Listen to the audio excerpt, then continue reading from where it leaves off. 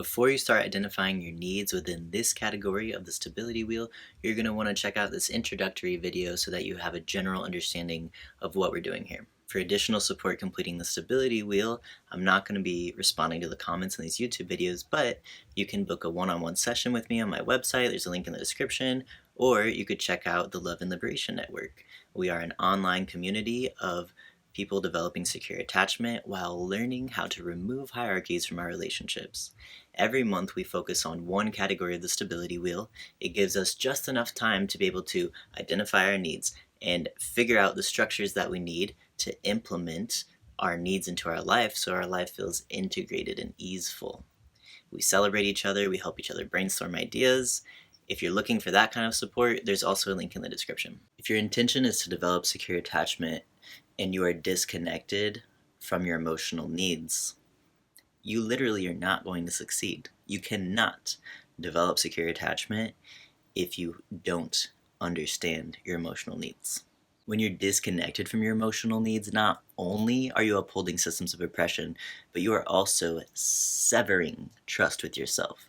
I'll talk about that more in this video right here, but in this video, let's just focus on how can you identify your emotional needs, because it will go such a long way, literally such a long way. I don't often prescribe advice to folks. I like to guide people to understand what they're needing themselves, and oftentimes I'll do that by sharing like what works for me.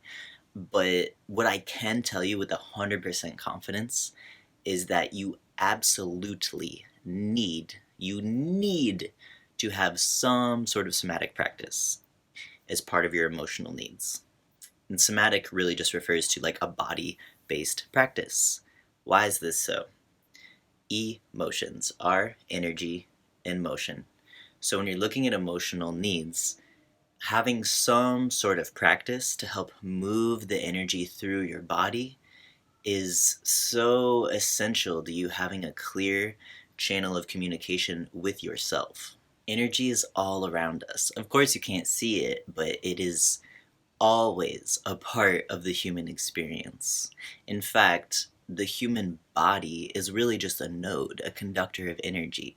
So when you're suppressing the energy and it's not flowing through freely, it's actually like accumulating and it's like clogging. It's becoming stagnant in your energetic body, in your aura. And this has major ripple effects. It causes mental illness and physical illness. And when I'm saying illness, it's really just being out of balance, being unwell. In Chinese medicine, they talk about health just being in balance, like your body itself is an ecosystem within a larger ecosystem. So if you're having this energetic buildup of unexpressed emotion, it's going to have ripple effects on your entire being and your entire health. Mental health is not separate from physical health. Everything is interdependent. So you get to choose what is the somatic practice that works for you, that will help you to move the energy through your body so that you can stay in balance and you can keep a clear channel of communication literally with yourself, which is a huge part of developing secure attachment. Like, how could you possibly feel secure in any relationship if you have a severed relationship with yourself? For me, the daily practice that really works for me is EFT tapping. EFT stands for Emotional Freedom Technique. I'm not going to go into the details in this video, but I will make a separate video, and whenever it's ready, I'm going to post it right up here. So stay tuned for that. Subscribe to my channel if you have not already. There are so many options of somatic practices that you can use. Maybe you know that running is an outlet for you to release some tension, to release some built up anger, or even grief, or sadness, or even excitement. Like, the emotional range is so vast. So really the idea here is to find some sort of physical movement practice to facilitate the movement of energy so that it does not build up and put your entire system out of balance. Music can be a huge outlet for allowing the emotions to flow through. When you're singing, you are using your voice. It is clearing your root chakra. When you're singing songs that express emotion in general, you're allowing that energy to move freely through your body. And not to mention, like, for example, when I play guitar, for myself, when I'm playing guitar, I feel the vibrations of the guitar carrying my energy and like dispersing it out into the larger energetic ecosystem. So it's kind of like a clearing in a way.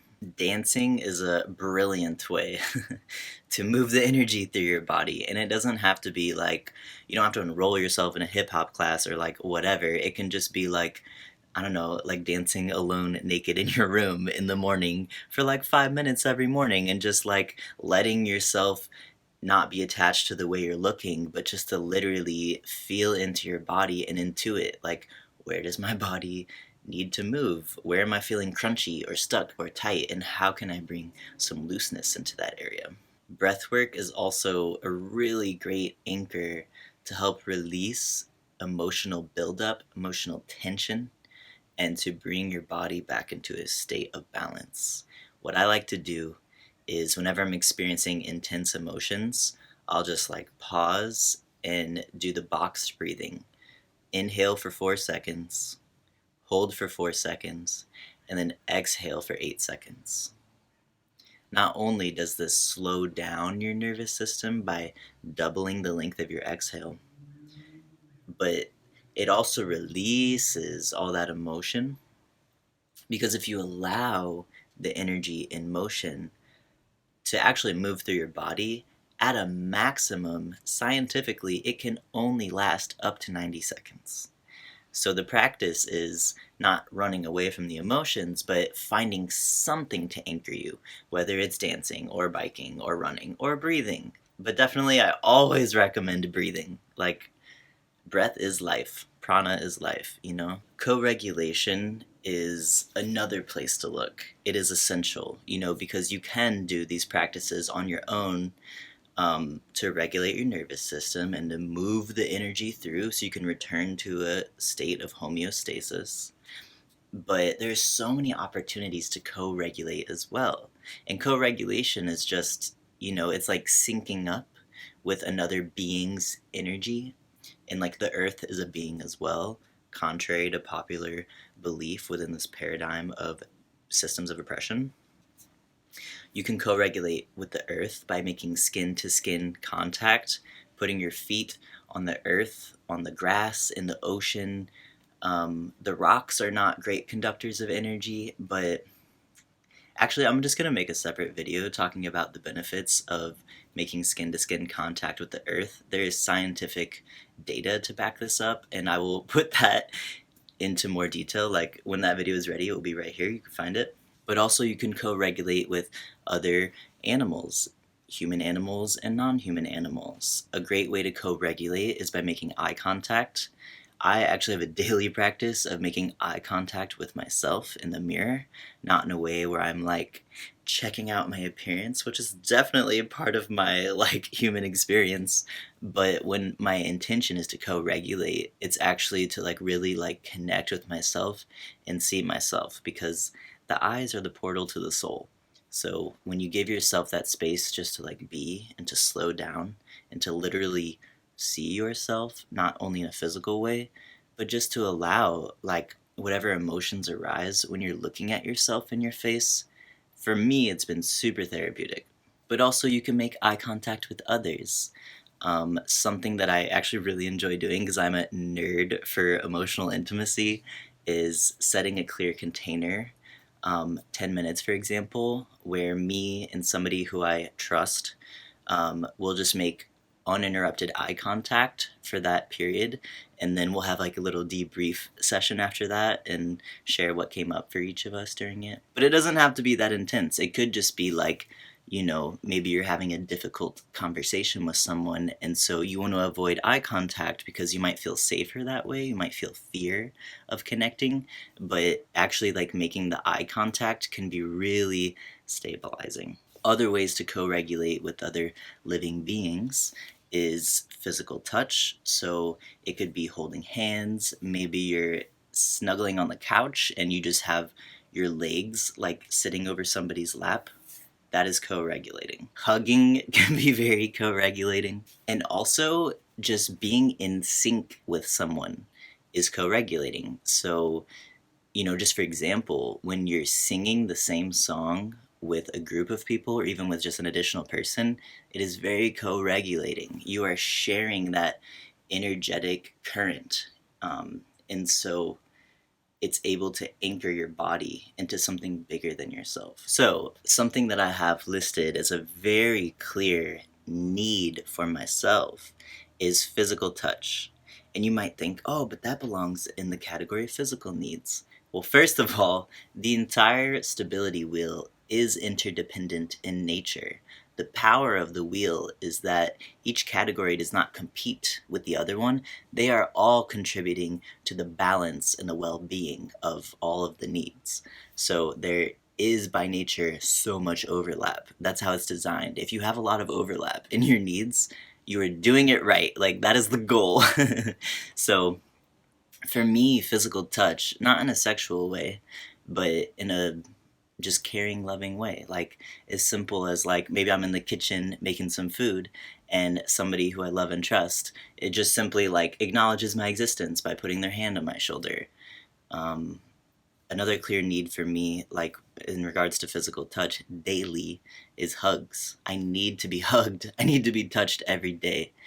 And the reason this is an emotional need for me in addition to physical is because I can feel the energetic imbalance in my body building up if I'm not feeling co-regulated in this way. Every single day, I give myself hugs and kisses. This might sound strange to you, you might have judgments about it. I definitely felt self-conscious about sharing this at first. Yeah, but now I'm just like, ugh, I'm confident because I know what the fuck I need and I know how to feel secure in myself. And if I'm missing out on my daily hugs or kisses with myself, then I'm not feeling as secure and grounded in myself. When I'm hugging and kissing myself every day, I like to kiss my fleshy parts. I'll do it sometimes when I'm stretching because I stretch every day. It's another part of my needs. Or I'll do it like before I go to bed. I'll say, "Good night, Forrest. I love you." And the same when I wake up. "Good morning, Forrest. I love you." I can feel the energetic impact in my entire body when I do it. Compassion releases oxytocin in the body. And so the power of what I would call witchcraft, alchemizing energy, is setting a conscious intention to, like, to affect my entire energetic field by loving on myself, by kissing and hugging myself. I feel the goosebumps moving up my spine. I can feel the energy moving through my body. I get kind of high off of it. From my perspective, the social stigmatization around expressing physical self-affection is oppression. When you learn that it is not safe to express physical self-affection, I mean, doesn't that just point to the violence of the society that we live in? The violence of mononormativity, where we are socially encouraged to set ourselves up for extreme vulnerability by placing all of our physical, affectionate needs onto one singular person. Oftentimes, this encourages us to stick around in a relationship where maybe we're not completely aligned, or maybe we're not being loved and respected like we need to be, but it's such a primary need to receive physical affection, not even in a sexual way, but just physical affection, that we'll often put up with mistreatment or misalignment because we're not willing to give up this need. Mostly all of these practices I have shared so far are daily practices.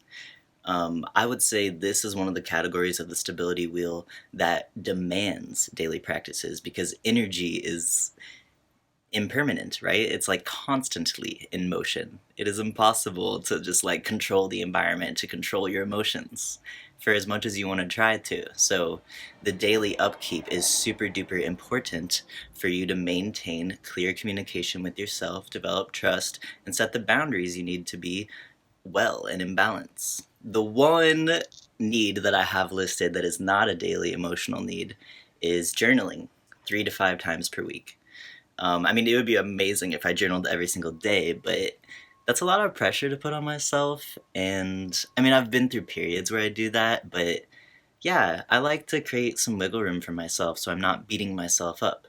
Being kind and compassionate to myself and setting realistic expectations is a huge part of developing secure attachment. I know a lot of folks feel resistance to journaling. I often do as well. And in my experience, I find that a big part of my resistance to journaling is how freaking slow it is. Because in this capitalist world where everything is fast paced, and like if you just look at social media and the way it's designed to like compete for your attention and to like suck you in, everything I feel like is so overstimulating, especially if you live in a city. So the contrast of like speeding, like slowing down from your internal engine that has been revved up by capitalist social structures, to slow down and like write down what's alive for you in your body can feel kind of like painful almost. So it's okay if that's not accessible to you. There are many ways to journal. It's just really a practice of slowing down and attuning to your body, allowing yourself to check in with what is present for you in your emotional experience. Many times when I'm feeling resistance to sitting down and writing, I will just record myself talking, whether it's like on video or just on audio. Um, or, if you don't want to do that, like find a friend, find a therapist, find a coach, find somebody you can confide in. Ideally, not one person. You want to balance it out so you're not, um, overburdening somebody, especially if it's a romantic partner. Woo, I do not recommend placing all of your needs on a romantic partner. It's gonna put a lot of tension on your relationship and it's gonna not be sustainable. But I suggest some sort of intention practice to slow down your internal engine as much as what feels possible to you. Doesn't need to be perfect, just a little bit slower so that you can attune to your inner world and just give yourself the spaciousness for you to be with what arises. This is not a comprehensive list of emotional practices, so I would love to know what are some of your emotional needs. What are some of your core practices that you rely on to feel a sense of security in yourself and in your relationships? Because it would be great for me to learn and see, what is outside of my perspective, and as a community for us to really like crowdsource and inspire each other and see like what works for different people, so maybe we can experiment with different things too.